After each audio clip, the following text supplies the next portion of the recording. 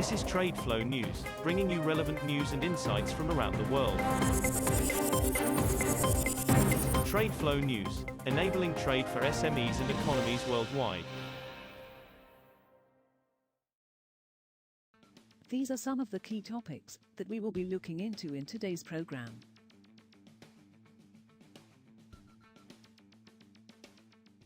First, let's take a look at the overnight headlines which are impacting the commodity markets. Oil prices wobbled on Thursday after the U.S. Federal Reserve signaled it would slow the pace of interest rate cuts in 2025, which could hurt economic growth, reduce fuel demand and strengthen the dollar.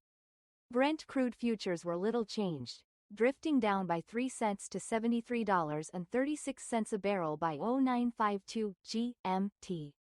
U.S. West Texas Intermediate crude lost 2 cents to $70.56.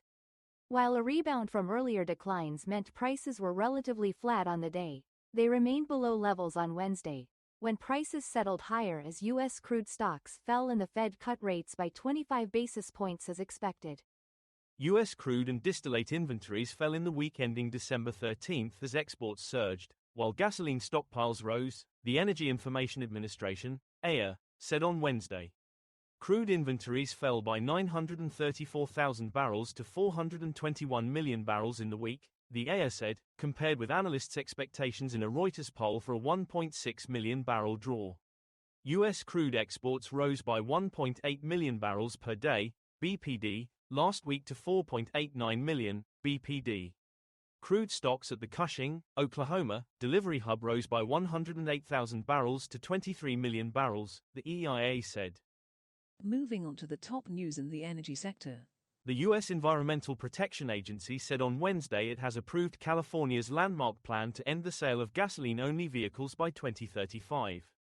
The decision in the final weeks of President Joe Biden's administration sets up a fight over the future of California's vehicle regulations.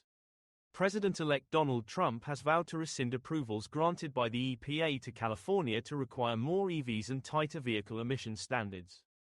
EPA Administrator Michael Regan granted a waiver under the Clean Air Act to California to implement its plan, first announced in 2020, to require that by 2035 at least 80% of new cars sold be electric and up to 20% plug-in hybrid models. China's oil consumption is set to peak by 2027, state refining giant Sinopec said on Thursday, as diesel and gasoline demand weaken in the world's biggest oil importer, a slowdown that has rattled global oil markets this year.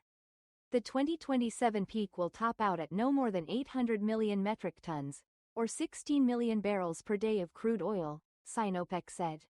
Last year, Sinopec forecast peak China oil demand, also at 800 million tons, around the middle of 2026 to 2030.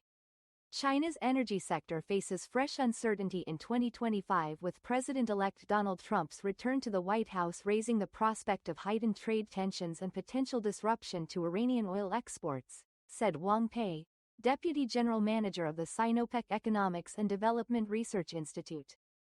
Next, we have the top news in metal markets. Copper prices fell to 5-week lows on Thursday as the dollar jumped to near 2-year peaks after the U.S. Federal Reserve signaled rates would be cut at a slower pace next year. Also weighing on industrial metals was the prospect of U.S. President-elect Donald Trump imposing tariffs on imports, which could trigger a trade war and hit economic growth and demand around the world. Benchmark copper on the London Metal Exchange was down 1.3% at $8,906 a metric ton at 11:24 GMT from an earlier $8,893, the lowest since November 14.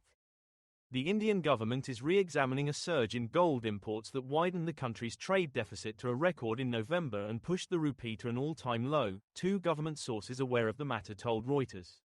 Bloomberg News reported earlier that officials double-counted gold shipments in warehouses following a change in methodology in July, leading to a calculation error. India's Directorate General of Commercial Intelligence and Statistics, DGCIS, has taken up a detailed examination of the gold import data and reconciliation would be done with the data received by the tax department, one of the sources said. We will now look at the top news in the agricultural sector. Indonesia will increase its export levy for crude palm oil to 10% from the current 7.5% to finance higher biodiesel subsidies, its chief economic minister said on Thursday. The levy will be implemented once the relevant finance ministry regulation has been issued, Erlangga Hartarto said. Indonesia, the world's top palm oil producer, collects levies to help subsidize its mandatory biodiesel program, in which bio content will be increased to 40%, called B40, starting January 1st from the current 35%. That is all for today's news on commodity markets. Stay tuned to TradeFlow News as we continue to provide you with more updates. We also invite you to follow us on Twitter at TradeFlow News, which allows you to watch our program on your mobile device or desktop to receive information from there.